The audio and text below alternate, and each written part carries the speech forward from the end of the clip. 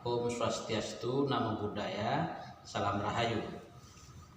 Bapak Ibu, sahabat terkasih dimanapun Anda berada, kita masih akan melanjutkan serial ngaji kebangsaan dengan topik utama sengkarut pendirian rumah ibadah atau izin tempat ibadah.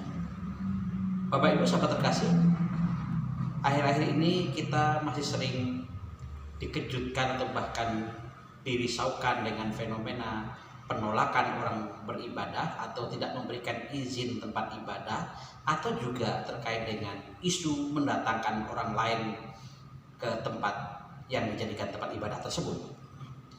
Sebenarnya kalau kita merujuk pada peraturan bersama dua menteri nomor 8 dan 9 tahun 2006, panduan itu sangat jelas.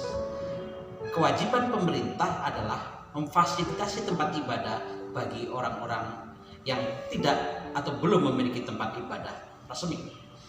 Mengacu pada pasal 15 misalnya, pemerintah wajib memberikan izin pada gedung atau bangunan yang bukan rumah ibadah tapi sementara digunakan menjadi tempat beribadah.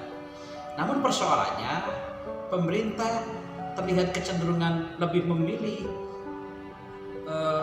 politik kerukunan atau harmonizing politik dibanding serius memelihara kerukunan antar umat beragama. Sebagaimana kita ketahui bersama, sebenarnya pemerintah melalui Kementerian Agama dan Kementerian Dalam Negeri telah dengan baik mendefinisikan apa yang dimaksud dengan kerukunan.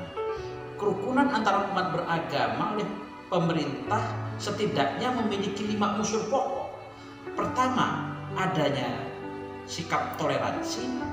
Yang kedua, sikap saling memahami atau saling pengertian. Yang ketiga, sikap saling menghormati. Yang keempat, menghargai kesetaraan. Dan yang kelima, bicara tentang kerjasama.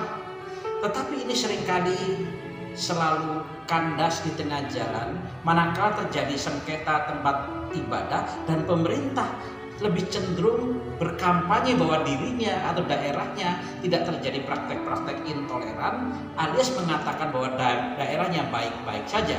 Dengan demikian pemerintah sedang menyembunyikan apa yang sedang terjadi sesungguhnya. Sebenarnya jika pemerintah punya goodwill, itu akan dicari akal permasalahannya di mana. Daripada hanya berkampanye tidak ada masalah, lebih baik mencari root of the problem atau akar persoalan intoleransi di tengah masyarakat. Apa itu intoleransi? Sikap tidak suka kepada kelompok lain yang berbeda, apakah itu etnis, apakah itu suku, dan ketidaksukaannya itu diekspresikan dalam bentuk penolakan ketika kelompok yang kecil itu menuntut atau sedang menjalankan hak-hak konstitusionalnya.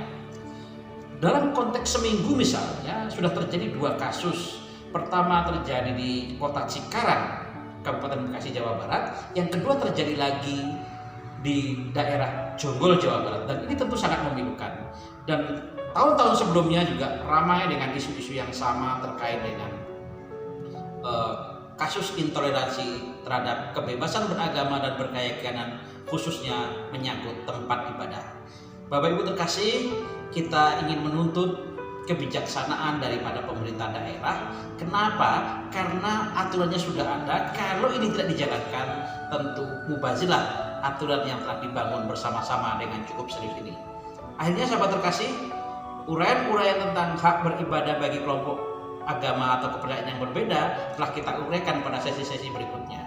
Hari ini kita sedang menuntut komitmen kepala daerah untuk menyelesaikan kasus-kasus sengketa tempat ibadah dan atau upaya mempermudah jalur pengurusan izin pembangunan rumah ibadah. Terima kasih Bapak Ibu, sahabat terkasih dimanapun Anda berada. Kita akhiri pengajian kita dengan Assalamualaikum warahmatullahi wabarakatuh. Om Swastiastu, Namo Buddhaya, Salam Rahayu dan salam kebajikan.